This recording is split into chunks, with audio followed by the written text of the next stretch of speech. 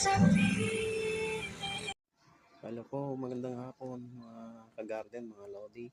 Andito po tayo sa DPWH Bataan, 2nd District, Balanga, Bataan. Ayan po.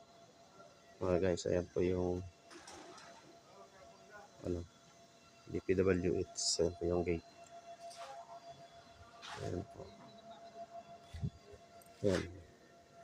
So, ang dineliver po natin dito ay yung bracket arm.